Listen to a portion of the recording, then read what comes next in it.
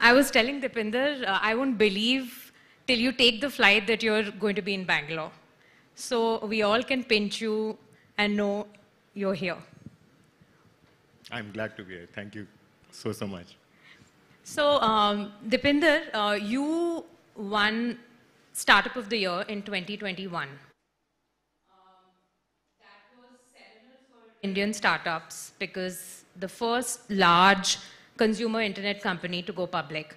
So we're going to break the conversation, talk a bit about your journey of taking Zomato public, the diversification play that you've done beyond food delivery, and all of the new things that you're getting into, including entertainment and going out. So I'm going to, by the way, when was the last time you were here in Bangalore? 2017, I think, 7 years ago. Wow. Wow. Nandan? I mean, it's not actually, I mean, you don't need to come here to build a startup. That's what people here think, but it's okay. All right then. In fact, he's not in the montage because you did not come to Bangalore, but that time you had COVID. So, okay, so Dipinder, in 2022, a year and a half after you listed, I remember in one of our chats, a private chat, you said that you were trying to make, you were working the hardest, you were trying to make an average company great. Okay? When was this? December 2022. Okay. Yeah? Tell me what happened from the time you listed, which was extremely exuberant, and then 2022, then the Blinkit acquisition happened. It obviously affected the stock. What was your thought process? Take us through that. So you are referring specifically to that comment of average company great and... Yeah, and where are you on that scale of 1 in 10? Yeah. Okay.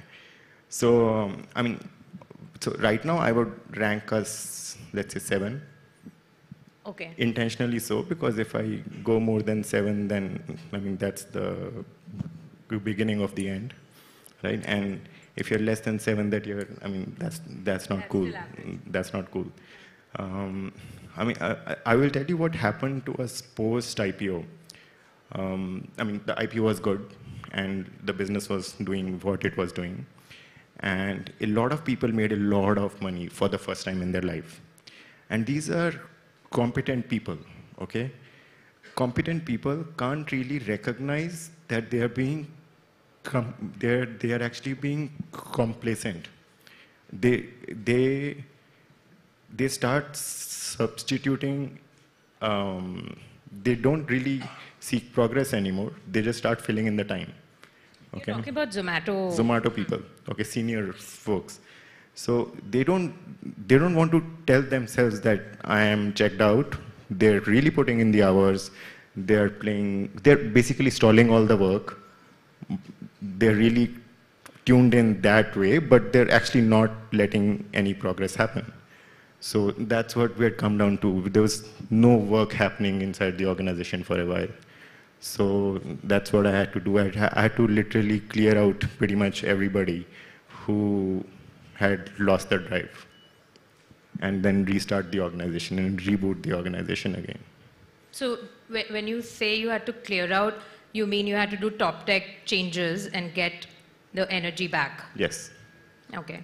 And where are you right now? I mean, everybody in the ecosystem talks about how you kind of rolled up your sleeves and got into it. You've been extremely execution focused over the past 2 years. Where are you right now in terms of your organizational role at Zomato? I mainly do the HR guy role nowadays. So, and the team is pretty competent and they're very, very clued in. I think, and we are a very high trust team, and nobody wants to do somebody else's job, which is typically not true for organizations. Everybody wants to do somebody else's job. So everybody recognizes, okay, this person has this strength and this person has this strength. So we really go to each other whenever we need help or whenever we need input. So my team comes to me whenever they need me. I go to them whenever I need them. So it's a really balanced team right now. So it's okay. I know, you've said this before as well. Zomato, if I look back, has had many ups and downs, including the time that you went public. You had told me in that 2021 interview that you had 6 months of cash left. And it was a contingency plan for you to tap the public markets. Tell me, what has been that point when you felt that, this was your sort of lowest low as a founder? I mean, Zomato's had many, but... I think the lowest lows, I mean, true answer, yeah.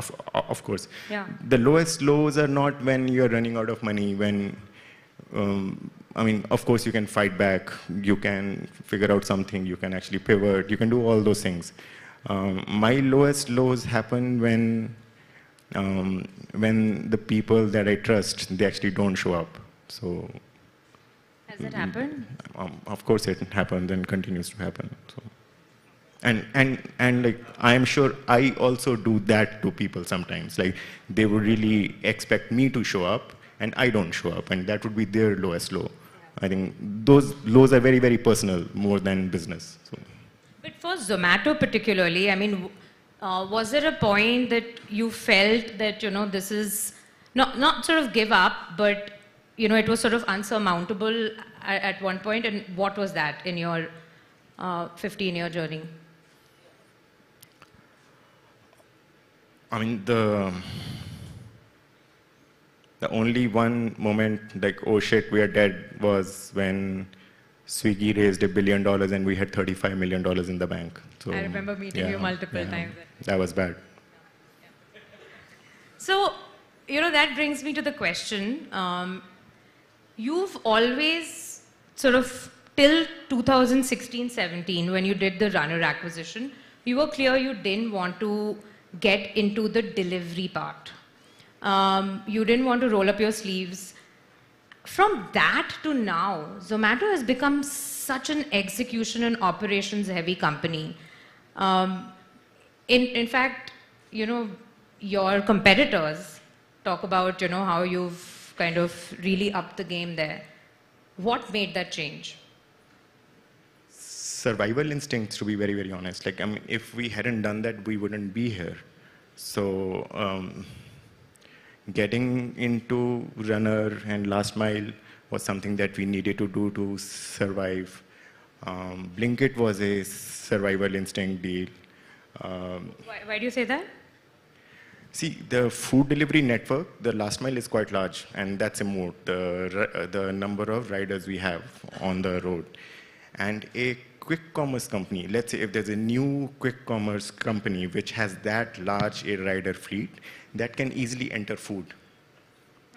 But food can't enter the quick commerce business easily because you have dark stores, you have all the supply chain and so on and so on. Food delivery is like 10% as hard as Blinkit. Like, Blinkit is much, much, much harder to execute. So even getting into Blinkit was that if we don't do this right now, 10 years from now, we're done. So everything's been a survival instinct. I mean, in hindsight, you say, oh, wow, vision, strategy. It's all nothing, none of those things. Like, we just, I didn't. Yeah, I mean, people say that, but there's absolutely none of those things. It's survival, purely survival, like nothing else. I've seen you long enough, so... We're very lazy, actually. We don't want to do more things. We want to do less things, but we want to survive. That's it. No, survival, and I also think you've been able to see a lot of things which are going to come and become big early on, which maybe others have not really been able to see. I think quick commerce was, while grocery was something that was happening, obviously there was Instamart. You took a bet on it despite being a publicly listed company, despite the fact that the market did not react to it too well. Were you preempting that the growth in food delivery is going to start petering off and you needed to diversify and broaden your user base? No, I just told you why we actually did Blinkit. It was pure defense, nothing else. And it's not like we started it and we were the first ones. We've always been the last player to enter any space. Zepto did it first, Instamart started then. Blinkit was the last one to enter quick commerce. I think we just learn from everybody else's mistakes faster and we execute better. So egos are low at our side. I think that's our moat. So, since we're talking about Blinkit, quick commerce is something which everybody wants to know more about. It's highly competitive. Everybody wants a slice of it. What are you making of the market? And also talk a bit about the regulatory front and the fact that, there is a big constituency, which is the Kirana and the mom and pop stores. How does all of that dynamic sort of fit into Blinkit and your strategy for quick commerce? I think the growth of quick commerce actually has been a surprise for us as well. We didn't think it would grow this much. And what we have noticed is that Blinkit is not really eating into the Kirana walas at all. Okay. Blinkit is not really even affecting companies like DMart, because the DMart CEO also said on a call that quick commerce is not actually affecting them. So I think we're more or less eating into the Amazons and the Flipkarts, the e-commerce sector, as well as the modern retail in the larger cities. And we are also increasing consumption to a little bit. So I think that's where we are. The overall market. Overall market size. So I think that's where we are. And people have various points of view, but this is our point of view. And regulation-wise, we'll do what the government asks us to do. We're citizens of the government. So. I want to ask you, because we're talking about diversification from food, you got into quick commerce. You've been doing a bunch of things on the outdoor ticketing with some of your efforts, but they were not really that big. But you've gone and done an acquisition of Paytm Insider. Are you aware that the spaces that you get into, the other players sort of get a bit rattled, and especially the incumbents? Really? Because at Book My Show is... Because at our end, we are very super scared of everybody else. We're really? Always paranoid. Who are you scared of? Book My Show, they're like 20 times our size. What do they have to be scared of? Okay. Yeah. So how... And they have contracts with people which are decade long. There's no way we can break them. So I don't know. Okay. We're going to talk about this a year later. But tell me, what's your plan for District and the entire... How do you see that fitting into your overall consumer bet? So see, 6 months ago, we were in 3.5 businesses, I would say. Food delivery, quick commerce, Hyperpure, and dining out. Dining out was like a orphan child, and it was part of the main app, Zomato app, but I don't really want it to be there, okay? Because the food delivery use case deserves a separate standalone app. That's what I think. So I wanted dining out to get out of the app and have its own app. But dining out as a use case standalone doesn't really deserve a separate brand. Okay. So when the Paytm thing came to the table, we're like, okay, now that separate app can make sense. So then we lapped it up. Now we're going to join it up. And now we're going to be in 4 of these businesses instead of being in 3.5. So that's how we think of it. So are you thinking of this as a separate... District is going to be separate app with dining out, plus ticketing, concerts, events, maybe shopping, staycations, everything that you do stepping out. So how much of all of this diversification play, Dipinder, is also considering that you're listed and you want to grow in the public market in terms of, your market cap, your share price? I remember, again, I'm quoting you from 2021. You said you wanted to acquire or look at companies which would not add 1 billion of market cap to you, but 10 billion. Is that a consideration when you get into buying assets? I mean, back then it was a very different state. We were thinking of buying, but now we have our hands very, very full with what we have. There's no buying nothing. There's no, I mean, getting into new things. We just have to execute these 4 things right. And the Paytm deal is the 3.5 to 4, right? It's not really something new. We already had a team. We were already in the business. We were actually a distant number 3 player. Now we're actually a distant number 2 player. So, I mean, there is no buying anything new. So we're very, very happy with all of this, with what we have on our hands. And from a public market point of view, we don't operate like we are a publicly listed company. What do you mean by that? We do our job, and the score takes care of itself. Like we dissociate you don't ourselves. look at your share price at all. And we don't even act to the expectations of what investors would say. We believe in, okay, this is the right thing to do, so we do the right thing. Luckily, the public market has been responding nicely so far, and I'm very, very sure things will change, and they will then change again. It's a life of ups and downs, so it's going to happen.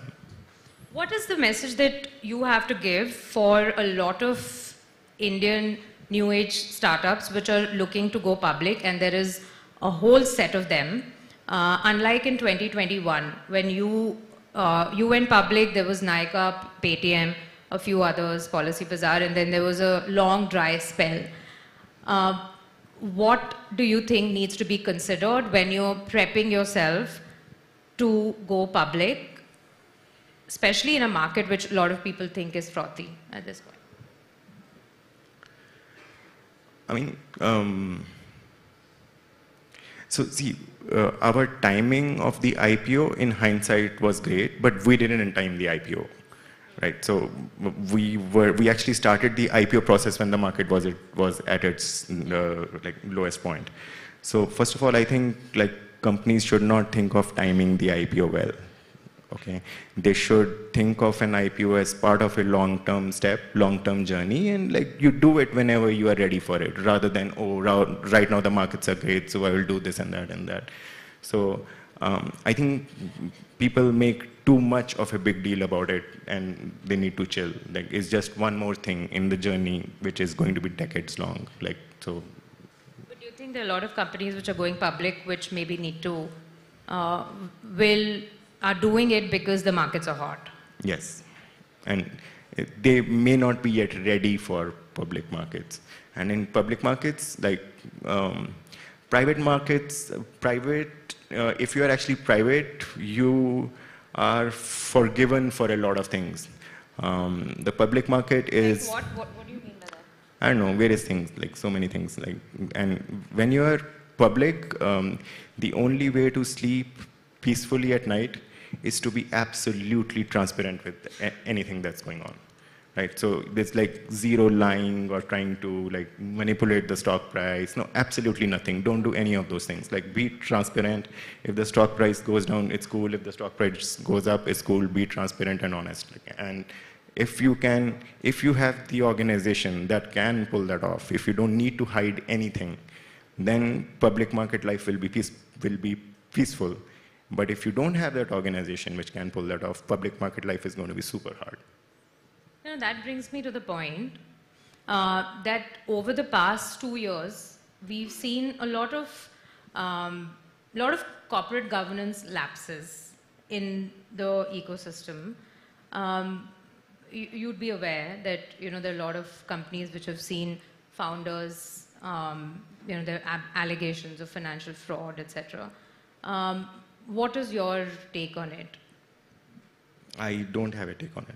I mean, we do our job well, and I mean, people do different things. But do you think it tarnishes the entire image of that's New up Age? to you and me and how we actually perceive those things, right? So these things are going to happen.